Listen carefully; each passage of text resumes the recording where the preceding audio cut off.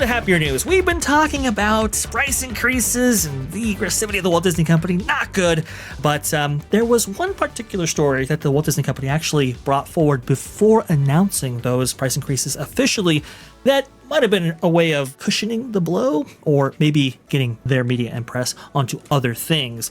Plussing up the experience maybe for the price point asked. Here you go. I'm talking about the story right here from Scott Goosen. Walt Disney World is updating Anna, Elsa, and Kristoff audio animatronics in Frozen Ever After at EPCOT early next year to mirror the advanced figures featured at World of Frozen in Hong Kong Disneyland. Projection screen faces, it's finally time to let it go.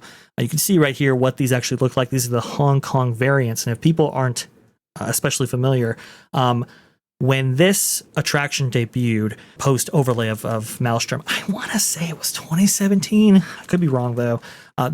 The characters actually featured projection faces. You can see the Hong Kong variant right there, but this is what Elsa looks like at EPCOT at Walt Disney World.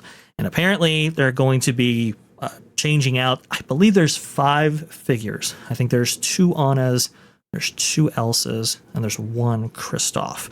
I think they're going to be changing out at least the heads in order to incorporate the new style as debuted in Hong Kong Disneyland.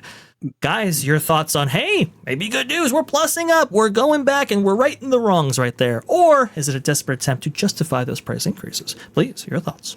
Well, again, I'm not going to even suggest that it would, justify the price increases, because your one-time expense to upgrade the heads of each of those figures will be retired, halfway through the first day of operation. So I'm not even going to pretend that matters. I will just say that the projection faces, that's a technology that will be back again.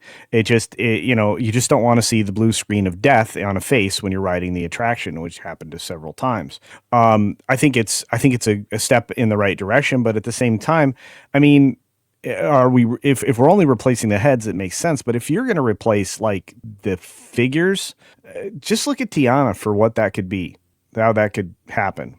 And all of that. That's true. I like to see the sunnier side of things. I know a lot of people think I'm cynical all the time, and sometimes I have whole days like that, but it's usually because I'm presented with what's the upside kind of a conversations. Here, the upside is you'll get a smoother flow, more realistic looking character that you won't feel disconnected from. See, that snowman guy has a projected face. I mean, not here. It seems to be the physical face, but from Hong Kong, right? But that one needs to be replaced too.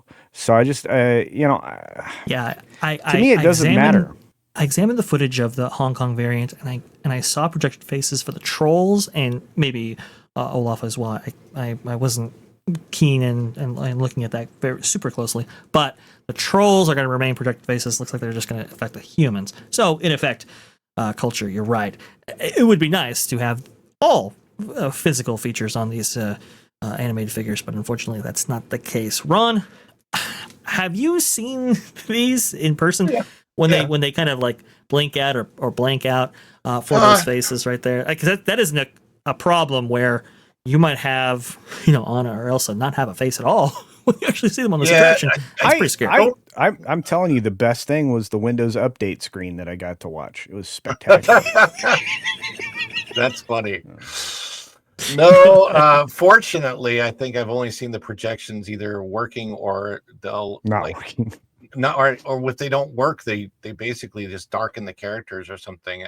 But I don't go on this ride that often, because to me the best upgrade is if I got on this and once again heard many have passed this way before and many will pass this way again when it was Maelstrom, a far superior product that actually got you feeling like you were in Norway instead of in Fantasyland at the Magic Kingdom. This to me has never been a very Epcot attraction, and it's fine. It's cute and all of that, but man, Epcot is losing its character as a park, and from what it once was.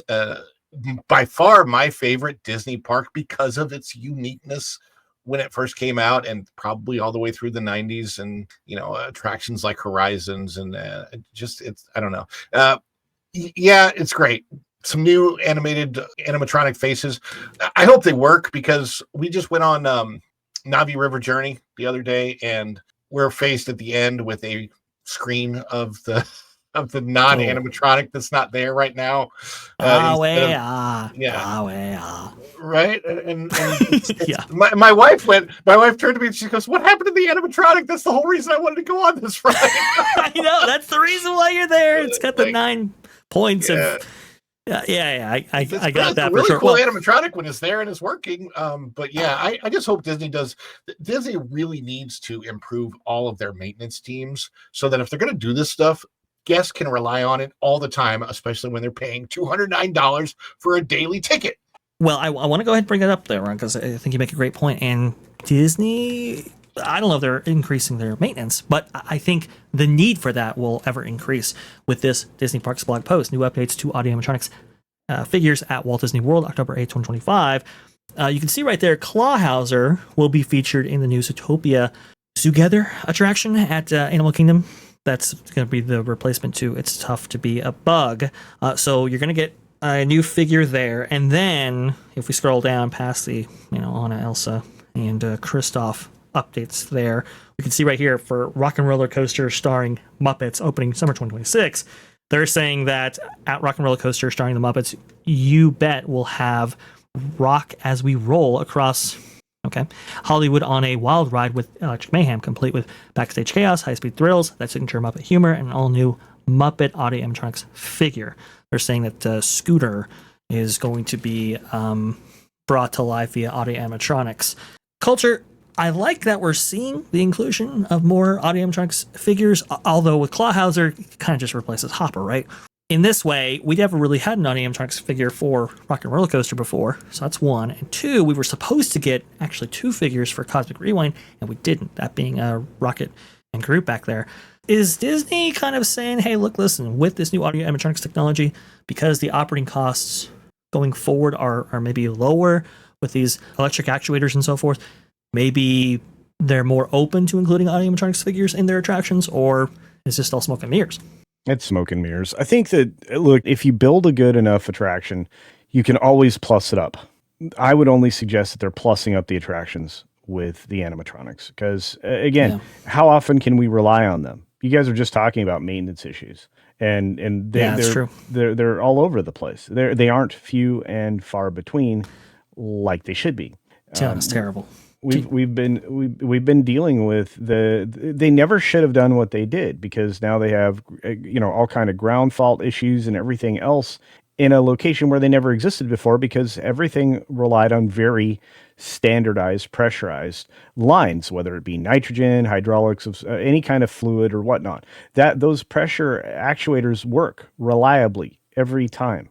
And they also are able to get the power systems and the control systems well out of the way of the place where the animatronic is. So it's just, it made no sense to do it. And they damaged the attraction when they were, redoing it. But I've talked about Splash Mountain often enough. I'll just say it this way. I don't mind electric actuation. I think it's fine. It can have place in certain attractions and do very well. But to me, it's like, this is the thing that offers the most lifelike movement. If you watch the electric actuation, it's still very stiff. It doesn't offer a lot of compliance. It looks less realistic. They need to fix that. And it's one of the reasons why the limited number of animatronics that are in the Star Wars attractions are, having iffy moments as well. I've never seen the kind of downtime, on the hydraulically actuated figures as I see for what's being offered now. So to me, maybe there's value in it, but if the attraction's good enough, are you actually adding value by adding an animatronic? Here's one that I think that they could get away with. If you were talking Rock and Roller Coaster, Rocket Raccoon would be crazy easy to add to Cosmic Rewind, because it's already been done in the remake of Tower of Terror in California. And that one has a almost zero failure rate. That has a very, very limited downtime. And again, the same thing with Olaf here. The Olaf attraction is one of the few of the most reliable, despite the fact that it's somewhat complicated because it actually rolls with your boat at the beginning of the attraction. Right, kind of drags it. Yeah, but again, it's using the same presentation style as the rocket does in what was the Tower of Terror, and now whatever that bouncy house is they made that thing into. But it's up over your head, so it adds to the illusion. It doesn't have to have big motions, just enough to sell the character. The same thing's happening with Olaf in that position as well. They just need to remember that it takes actual production design and showmanship to sell things, and it also takes a great lighting team. And they don't have those anymore. They all went to work with Universal Creative and other locations. So if you go back to just the main question, because I deviated quite a bit, I think it would help, but I don't think it would change people's perception of the overall attraction. Does that make sense? Unfortunately, it makes perfect sense. And unfortunately, I think you are correct. Oh, I love the blessing of attractions. I love that they're doing that. It's just... Yeah. It's, when you see the massive price increases and when you see the diminishing experience in other ways, like the lack of entertainment options, for example, at these parks and so forth, it's just, it just kind of rings hollow to me, but I get it. They're at least trying. All these things, somebody mentioned it in the chat, probably a brilliant person. This all comes down to operations and operations costs and everything else. And that includes maintenance and everything that goes along with it. And correct. Despite the fact that they aimed for the most efficient workforce at Disney World by installing the NGE project, which is complete trash, it did nothing but re-cobble together a bunch of systems and kind of handicap everybody into using multiple different interfaces. At the same time, it enabled Disney to extract money from your pocket, but its scheduling system isn't adequate. And that's what they were aiming for with that development, so that they would have on-time employees, just like you have on-time deliveries. You know what I mean? Absolutely. On-time deliverables. So, and again, that's what's ultimately killing the efficiency in the operations budget. And again, they don't have to charge this money. They need to charge this money. And that's because everywhere else is falling apart. Film is about to crash. Tron is about to destroy them. I mean, it's going to be a rough year, kids. It's not going to be good, and they had to make their money back somewhere. So the parks are the preferred avenue for doing that. Not great.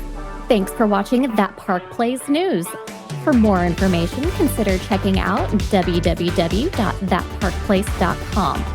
And don't forget to subscribe, share, like, and send this out on your favorite social media accounts.